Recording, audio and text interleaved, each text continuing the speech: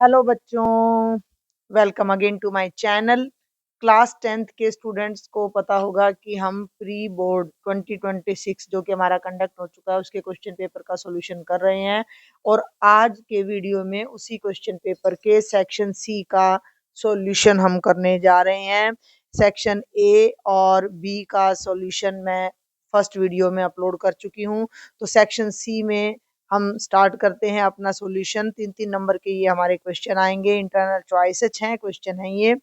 हाँ जी, 6 क्वेश्चन आते हैं और 2 क्वेश्चंस में आपको इंटरनल चॉइस मिलती है। तो यहाँ से आपका स्टार्ट होता है सेक्शन सी, जिसमें ये है क्वेश्चन नंबर 26। सिद्ध कीजिए कि वर्गमूल 5 एक अपरिमेय संख्या। Prove that root 5 is an irrational number. तो भाई ये तो बहुत ही सिंपल सा क्वेश्चन है।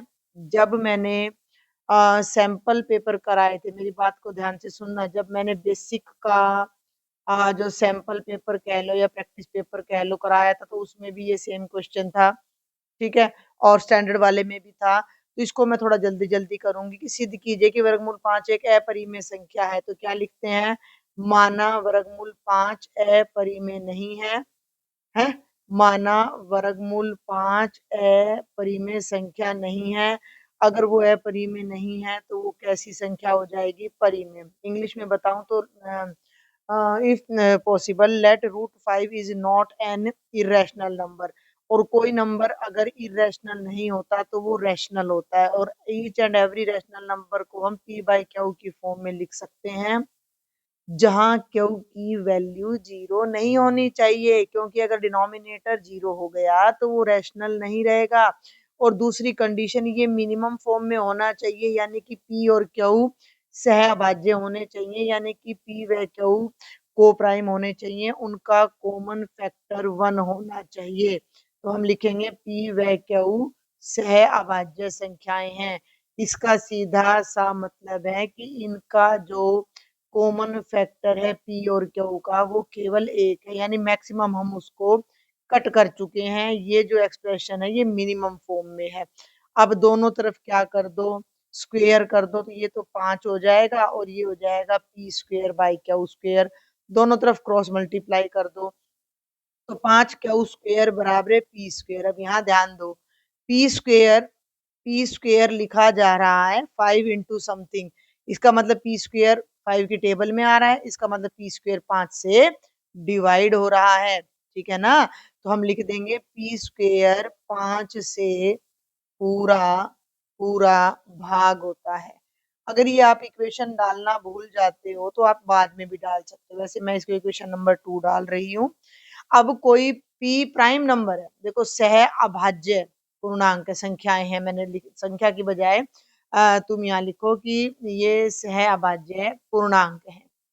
ठीक है, सह अभाज्य पूर्णांक है। अब जो नंबर प्राइम होता है, अगर उसका स्क्वायर, या बल्कि प्राइम नहीं, किसी नंबर का स्क्वायर प्राइम से डिवाइड हो रहा है, तो वो नंबर भी उस प्राइम से डिवाइड होता है। तो हम यहाँ लिख देंगे कि पी भी 5 से पूरा पूरा भाग होता है, क्योंकि अगर p ए स्क्वेयर को डिवाइड करता है किसी भी नंबर के स्क्वेयर को, तो p a को भी डिवाइड करेगा। तो जब p 5 से भाग हो रहा है तो p 5 का मल्टीपल है, तो p को हम 5m लिख सकते हैं। तो p की इस वैल्यू को इक्वेशन नंबर 2 में पुट कर दो। इस इक्वेशन में जहां p है वहां 5m रख दो। तो 5 क्यू स्क्वेयर बराबर है 5m होल स्क्वेयर। तो 5 क्यू स्क्वेयर बराबर है 25m होल स्क्वेयर। 5 को उधर ले जाओ तो क्यू स्क्वेयर हो जाएगा 25/5, यानी कि 5m स्क्वेयर। भाई अब ये देख लो, क्यू स्क्वेयर भी 5 की टेबल में आ गया। आप इसे चाहो तो Q square by 5 is equal to m square लिख सकते हो। भाई क्यू स्क्वेयर के नीचे 5 आया तो राइट में एक अपना कंप्लीट स्क्वेयर नंबर आ गया, यानी कि क्यू स्क्वेयर 5 से पूरा पूरा डिवाइड हो रहा है। तो यहाँ अब आप लिखोगे कि क्यू स्क्वेयर भी 5 से पूरा पूरा भाग होता है। तो क्यू भी 5 से पूरा पूरा भाग होता है। अब आप क्या करो, यहाँ एक लाइन लिखिए कि पी 5 से पूरा पूरा भाग होता है, इसे नंबर 3 कर दो। क्यू 5 से पूरा पूरा भाग होता है, इसे 4 कर दो। और लिख दो कि इक्वेशन नंबर 3 व 4 से। अब सुनना भाई, पी 5 से भाग हो रहा है, क्यू भी 5 से भाग हो रहा है, इसका मतलब पी और क्यू का कॉमन फैक्टर 5 हो गया। ध्यान से सुनना कि पी व क्यू का साझा गुणनखंड 5 है।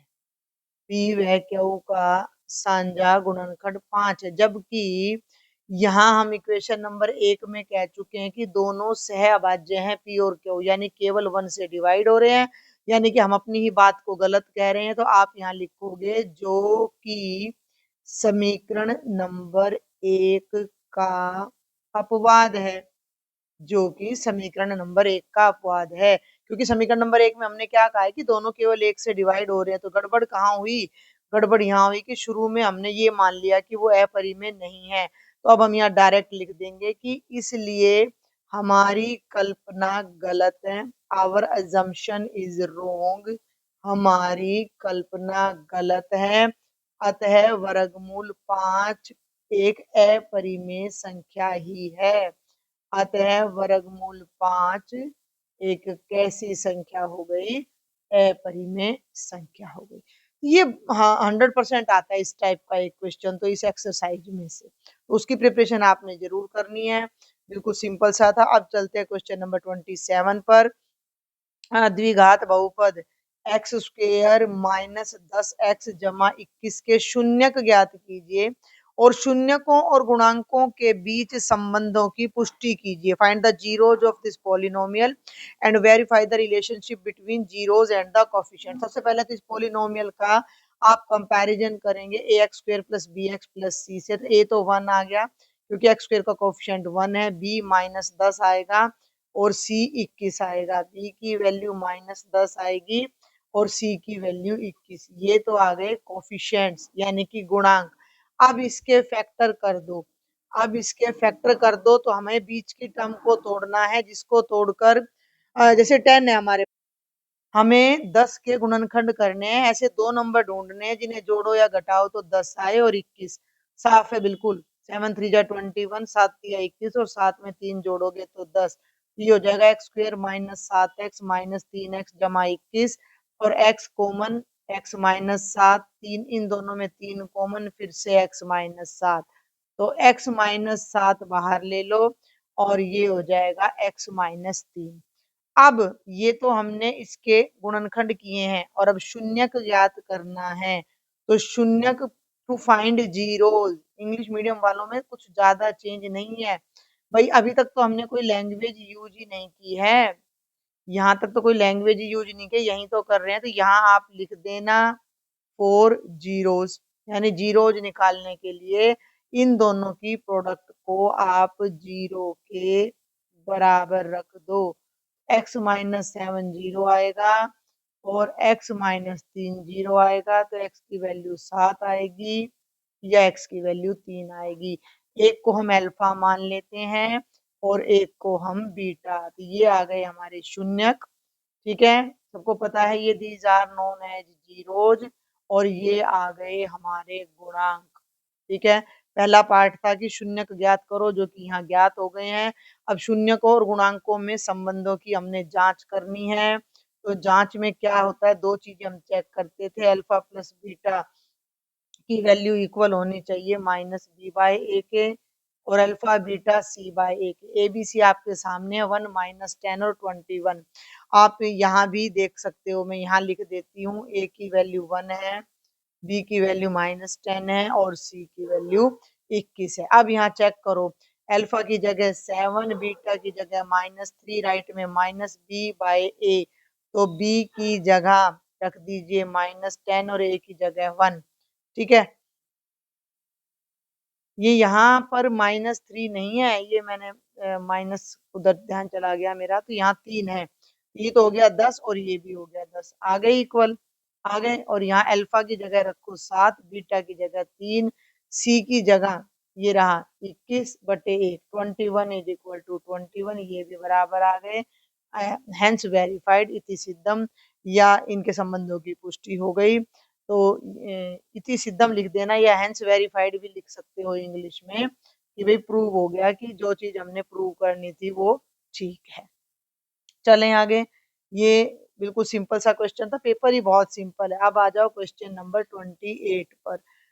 क्या कहता है कि दो संख्याओं का अंतर 26 है, ठीक है, और एक संख्या दूसरी की 3 गुणी है, इन्हें ज्ञात कीजिए। अब इस तरह के क्वेश्चन में बच्चों को ये हो जाता है कि भैया ये सेकंड चैप्टर थर्ड चैप्टर में से है या फोर्थ में। तो देखते हैं, माना पहली संख्या x दूसरी संख्या y, तो x घटा y हो गया 26, पहली इक्वेशन हो गई।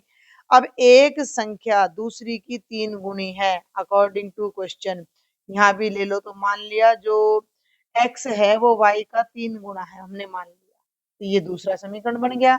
क्यों? इसको 3y को लेफ्ट में लाओगे तो आप लिख सकते हो x घटा 3y बराबर है 0, नहीं तो आप इसको एज इट इज रखो और प्रतिस्थापन विधि यूज कर लो। समीकरण नंबर 2 का मान समीकरण नंबर 1 में रखने पर, अब x की जगह 3y रख दो समीकरण 1 में, x घटा y बराबर है 26, 3y घटा y बराबर है 26, 2y बराबर है 26, 2 से डिवाइड कर दो, y की वैल्यू 13 आ जाएगी, y की वैल्यू 13 आ जाएगी। y की वैल्यू को समीकरण नंबर 2 में रख दो, x की वैल्यू 3y है, यानी कि y से तिगुना है x, x की वैल्यू 39 आ जाएगी और ये आपका आंसर आ जाएगा। आप चेक भी कर सकते हो कैसे कि भैया 39 में से 13 गए तो 26 और 39 13 का तिगुना है, एंड वी आर डन। ये बहुत सिंपल था। और अब आपको इसी में एक इंटरनल चॉइस दी गई है, आपको या तो ऊपर वाला पार्ट करना था या नीचे वाला। नीचे क्या कहता है, यदि अंश में एक जोड़ दें और हर में से एक घटा दें तो भिन्न एक में बदल जाती है। फ्रैक्शन का क्वेश्चन है, एनसीईआरटी में से है डायरेक्ट। यदि हर में एक जोड़ दें तो यह 1/2 हो जाती है, वह भिन्न क्या है? If we add 1 to the numerator and subtract 1 from the denominator, fraction 1 हो जाता है। और 1/2 बन जाता है if you only add 1 to the denominator. What is the fraction? Fraction क्या है? What is the fraction? तो हमने मान लिया कि अंश और फ्रैक्शन बताना है, तो फ्रैक्शन बताने के लिए एक न्यूमरेटर चाहिए, यानी कि अंश चाहिए जिसे हमने x मान लिया, एक डिनोमिनेटर चाहिए यानी हर चाहिए जिसे हमने y मान लिया, और जो भिन्न है वो बन गई x बाय y। अब ये x बाय y हमने निकालना है, तो इसके लिए दोनों कंडीशंस लगाओ और लीनियर इक्वेशन यानी रैखिक समीकरण बना दो।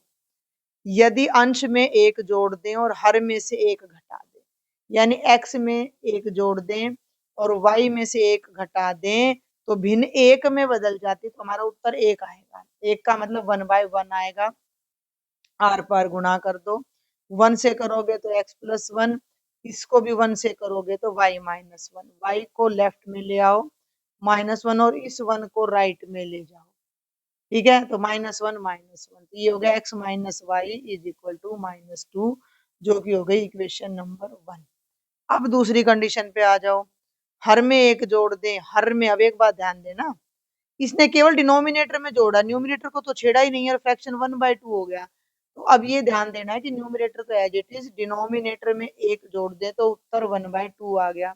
अब फिर आर पर गुणा कर दो, 2 को x से करो 2x, y प्लस 1 को 1 से करो तो y प्लस 1, लेफ्ट में ले आओ, 2x minus Y is equal to 1।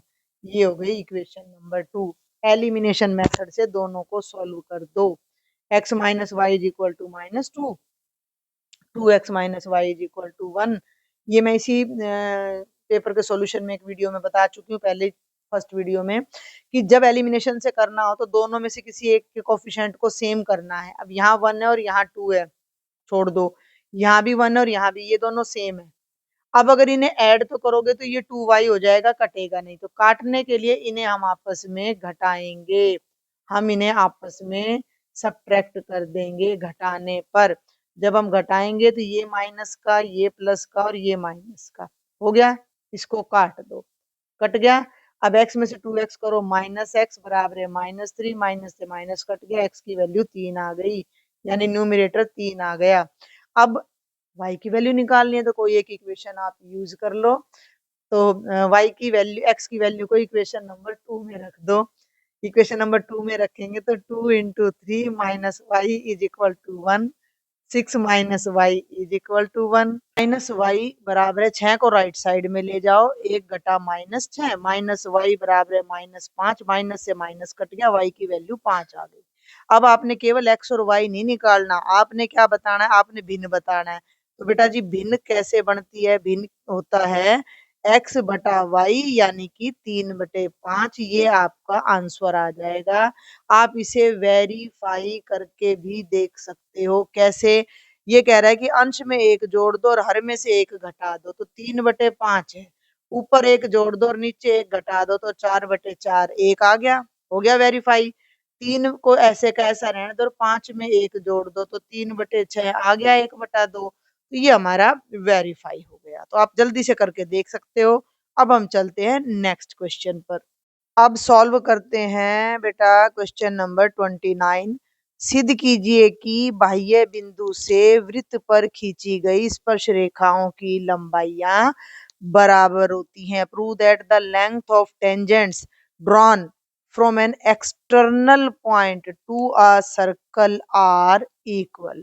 Question number 29 क्या कहता है कि भैया ये एक सर्कल है, ओ इसका सेंटर है, आर इसका रेडियस है, और ये कोई बाहर पॉइंट है पी, और पी से अगर हम इस पर दो टेंजेंट्स ड्रॉ कर रहे हैं, मान लो एक का नाम रख दूं पी ए और दूसरे का नाम रख दूं पी बी, थोड़ा सा पी बी, ठीक है भाई, इसको ये यहाँ मान लो ये बी है टच कर रहा है और ये पी ए है, और ये दोनों जो टेंजेंट्स हैं, ये जो पी ए है और ये जो पीबी है, इन दोनों की लेंथ हमने दिखानी है कि इक्वल है। बाह्य बिंदु, ये हो गया बाह्य बिंदु पी से वृत्त पर खींची गई, वृत्त पर ये दो स्पर्श रेखाएं खींची है, तो आपको इनकी लंबाई बराबर बतानी है। तो आप इसे अपना जैसे थ्योरम की तरह करते हैं वैसे ही लिखेंगे कि ओ केंद्र, ठीक है, थोड़ा सा मेंशन करना जरूरी होता है तरीके से, ओ केंद्र व आर त्रिज्या वाले वृत्त में बाह्य बिंदु P से, बाह्य बिंदु P से PA व PB दो स्पर्श रेखाएं, PA व PB दो स्पर्श रेखाएं खींची गई हैं या दो स्पर्श रेखाएं हैं। क्लियर हो गया? ये ओ केंद्र हो गया। अब सिद्ध क्या करना है? सिद्ध टू प्रूव, इंग्लिश में लिख सकते हो कि P A and P B are two tangents on a circle from an external point P, और सर्कल का लिख देना centre O and radius R. Prove क्या करना है? Prove that P A is equal to P B. अब आप जब कुछ दिख ना रहा हो तो इस तरह के क्वेश्चंस में एक रचना कर सकते हो, एक ऐसा स्टेप जो हमें चाहिए कि क्वेश्चन को पूरा करने में, क्योंकि अगर आप इस डायग्राम को देखो तो इसमें तो अभी कुछ भी नहीं है। तो हम इसमें कंस्ट्रक्शन क्या करेंगे कि ओ को ए से मिलाएंगे, ओ को बी से मिलाएंगे और ओ को पी से मिलाएंगे। ठीक है, और ये बात आप लिखोगे कि ये थोड़ा ऊपर जा रहा है, हाँ हाँ हाँ हाँ हाँ, ये देखिए ठीक हो गया भाई। अब इसको ऐसे आप लेके चले कि ये सीधा है। तो रचना क्या की कि बिंदु केंद्र ओ को, केंद्र, केंद्र है तो केंद्र मेंशन करो, केंद्र ओ को ए कोमा बी कोमा पी से मिलाया। अब थोड़ा सा दिमाग लगाना है, सर्वांग समता हमने यूज करनी है, हमें इस लाइन को इसके इक्वल दिखाना, और ये दो ट्राइंगल हमारे बन रहे हैं। अगर मैं इन दोनों ट्राइंगल्स को सर्वांग सम प्रूव कर दूं तो पी ए अपने आप पी बी के इक्वल आ जाएगी।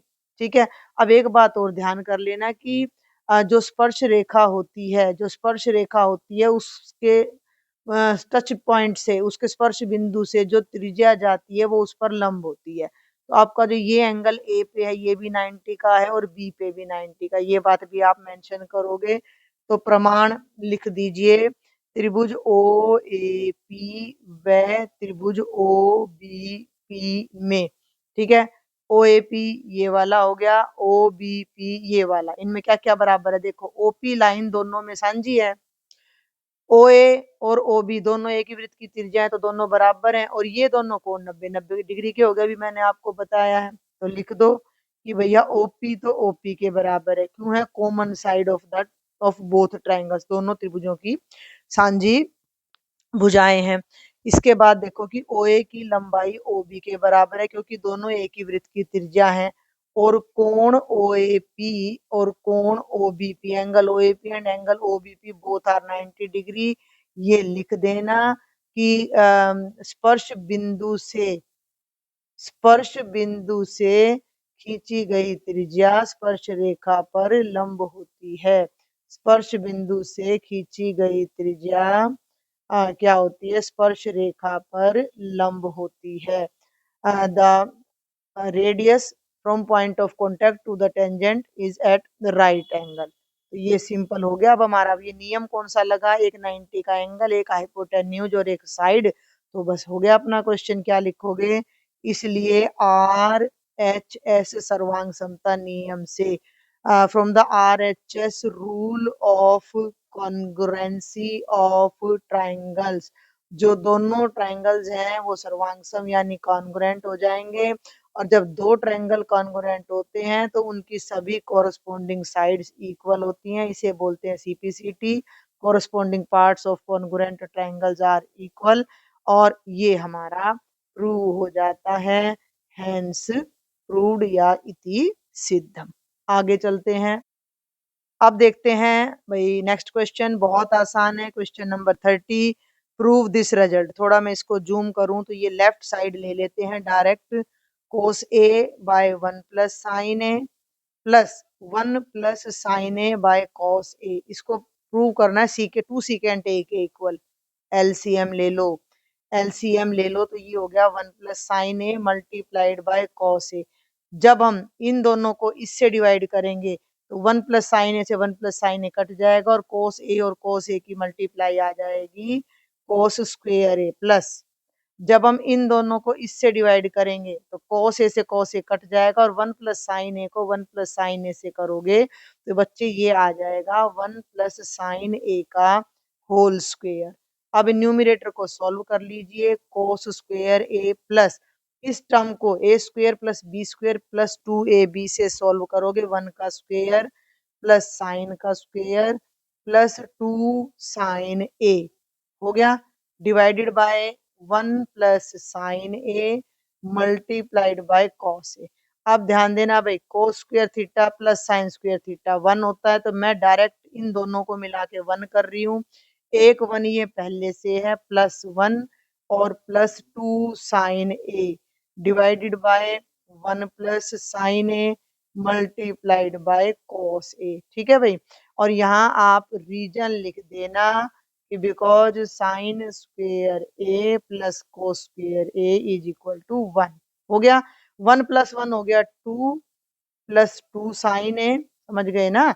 ये 1 प्लस 1 हो गया 2 प्लस 2 साइन ए। डिनोमिनेटर को लिख दो एज इट इज। ये तो बहुत ही आसान है, देखो पेपर तो जबरदस्त आसान है, मैं ये कहूंगी। ऊपर न्यूमरेटर में से 2 कॉमन ले लो दोनों में से, तो 1 प्लस 2 बाहर आ गया साइन है, डिनोमिनेटर में भी 1 प्लस साइन है इंटू कोस है, ये दोनों कैंसिल हो गए, ऊपर 2 रह गया, नीचे कोस है। 2 by cos A, 1 by cos ए होता है सीकेंट ए, 2 सीकेंट ए हो गया राइट हैंड साइड के इक्वल आ गया। और अब इसी में आपको एक इंटरनल चॉइस दी गई है, और ये क्वेश्चन भी एग्जाम्स में ये वाला क्वेश्चन बहुत बार पूछा जाता है, तो इसको और देखते हैं। तो क्या है भाई इंटरनल चॉइस वाला क्वेश्चन कि इसको इसके इक्वल प्रूव करना है। जैसे मैंने बताया कि ये बार बार रिपीट होता है, ये क्वेश्चन बहुत बार एग्जाम्स में आता है। तो लेफ्ट हैंड साइड ले लेते हैं हम, ये है sine A plus cosecant A whole square plus cos A plus secant A whole square, A plus B whole square लगा दीजिए, sine square A plus cosecant square A plus 2 sine A multiplied by cosecant A, और same formula यहाँ लगा दो। क्या बना? Cos square A plus secant square A plus 2 cos A multiplied by secant A. बस अब इसको आपने थोड़ा ध्यान से सॉल्व करना है। देखो साइन स्क्वेयर के साथ कोस स्क्वेयर को अरेंज कर दो, क्लियर है? समझ में आ रही मेरी बात? अच्छा, ये जो टर्म है इसको ओपन कर दो, ठीक है? और अब एक बात का ध्यान देना कि जो आपका आंसर है उस आंसर में टेंजेंट और कोटेंजेंट है, जबकि हमारे पास यहाँ कहीं भी टेंजेंट और कोटेंजेंट नहीं है। तो कोसिकेंट स्क्वायर ए को भी अभी हम तोड़ेंगे और सीकेंट स्क्वायर ए को भी तोड़ेंगे। पहले हम जो ये मैंने येलो मार्क किया है, पहले इन दोनों को इकट्ठा कर लेते हैं और इन दोनों को सॉल्व करते हैं सबसे पहले। तो एक ब्रैकेट में तो मैंने ले लिया sign square A plus cos square ए, ठीक है, प्लस अब इसको भी ना मैं साथ के साथ यहाँ कर देती हूँ 1 plus cotangent square A plus, यहाँ ध्यान देना भाई, 2 साइन ए, कोसिकेंट ए की जगह भी मैंने लगा दिया 1 by sine A, plus secant square a की जगह मैंने लगा दिया 1 प्लस टेंजेंट स्क्वायर ए।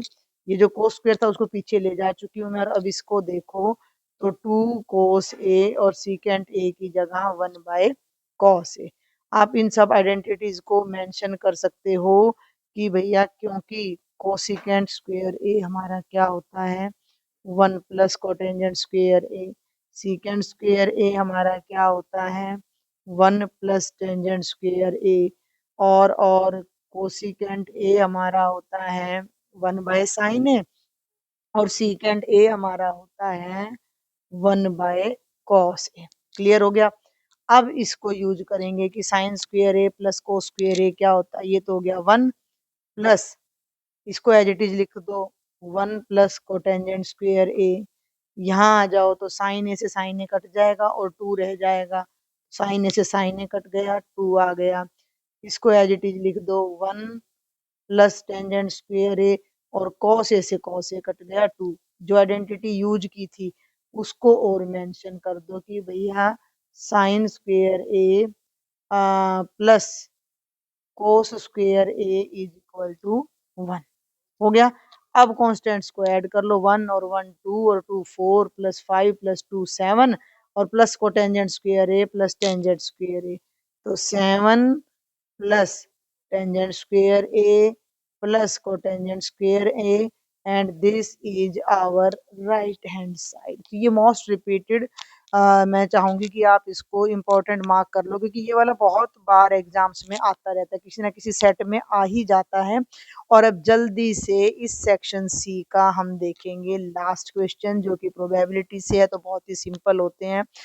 एक पिग्गी बैंक में 50 पैसे के 100 सिक्के, इस बात को ध्यान देना अब तुम जरा, कि 50 पैसे के 100 सिक्के हैं, 1 रुपए के 50 सिक्के हैं, 2 रुपए के 20 सिक्के हैं, और 5 रुपए के 10 सिक्के। अगर मैं इस बात को लिख दूं तो 50, छोटे बच्चे की तरह, है ना, 50 पैसे के सिक्कों की संख्या कितनी है 100। उसके बाद किस चीज के सिक्के हैं, 1 रुपए के सिक्कों की संख्या कितनी है 50। उसके बाद आ जाइए, 2 रुपए का निशान आपको पता होगा ना, 2 रुपए के कितने सिक्के हैं 20, और बच्चे 5 रुपए के सिक्के कितने हैं 10। हो गया। आगे बढ़ते हैं। यदि पिग्गी बैंक को हिलाकर उल्टा करने पर कोई एक सिक्का गिरने के परिणाम समप्रायिक है, यानी कि हर बार हर सिक्के के गिरने के बराबर चांस है, तो इसकी क्या प्रायिकता होगी कि वह गिरा हुआ सिक्का 50 पैसे का है, 2 रुपए का है, 5 का नहीं होगा। ए पिग्गी बैंक कंटेन्स 150 पैसा कॉइन्स, यानी कि 50 पैसे के 100 कॉइन्स हैं, 51 रुपी कॉइन, 1 रुपी के 50 कॉइन है, और ये थोड़ा यहाँ कंफ्यूज हो जाते हैं बच्चे की कितने के कितने सिक्के हैं। 2 रुपीज के 20 कॉइन्स, 5 रुपीज के 10 कॉइन्स हैं। It is equally likely that one of the coins will fall out when the bank is turned upside down with the what is the probability that the coin will be। तो अब यहाँ सबसे पहले तो आप लिख दो कुल सिक्के, ठीक है। सबसे पहले तो आप लिख दीजिए बच्चे कुल सिक्के, तो ये हो गए हमारे 50 60 70 और 10 80, तो 180 सिक्के हो गए।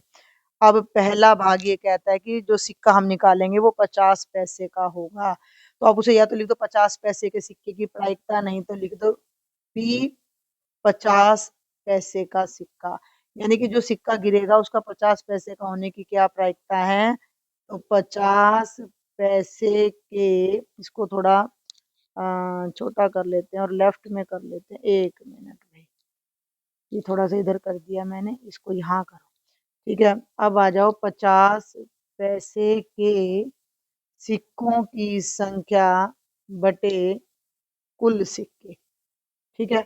बटे कुल सिक्के। मैं सोच रही हूँ कि अभी ये बीच में मैं सजेशन डाल रही हूँ कि मैं आपकी लाइव क्लास लूँ कुछ दिनों के लिए और उसमें आपका डाउट सॉल्यूशन वगैरह लें आपके फाइनल एग्जाम्स तक। तो जो बच्चे इस पॉइंट तक वीडियो देख रहे हैं वो मुझे कमेंट करके ज़रूर बताएं कि क्या आप चाहते हैं कि मैं लाइव क्लास लूँ और उसमें मैं सैंपल पेपर कराऊँ या मैं चैप्टर वाइज आपका रिवीजन कराऊँ। ठीक है?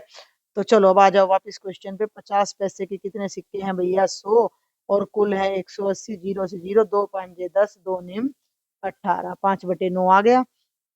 दूसरे पॉइंट पे आ जाओ भाई। 2 रुपए का सिक्का होगा तो 2 रुपए का सिक्का आने की क्या प्रायिकता है? तो इसी तरह लिख देना 2 रुपए के सिक्कों की संख्या बटे कुल सिक्के। ठीक है, समझ रहे हैं मेरी बात को? तो 2 रुपए के सिक्के कितने हैं भैया? 20 है और बटे 180, 20 एकम 20, 20 निम्मा 180, 1/9 हो गया। और तीसरा है कि वो सिक्का 5 रुपए का नहीं होगा। तो आप डायरेक्ट भी कर सकते हो कि 5 रुपए के ना गिनो प्रोबेबिलिटी। 5 रुपए का सिक्का नहीं आना, 5 रुपए का सिक्का नहीं आना। तो 5 रुपए के सिक्के ना होने की संख्या।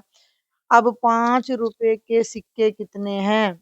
10। उनको छोड़ दो 180 में से। तो कितने सिक्के हो गए? 170 बटे 180 और 17 बटे 18। ये हमारा आंसर आ जाएगा। और ये है आपका complete section C. Section D का सॉल्यूशन बहुत जल्द नेक्स्ट वीडियो में लेकर आऊंगी। वीडियो पसंद आए तो फ्रेंड्स को ज़्यादा से ज़्यादा शेयर करें, सब्सक्राइब करें, अपने डाउट शेयर करें और मुझे लाइव क्लास के बारे में बताएं कि are you interested in live class और नॉट। Thank you.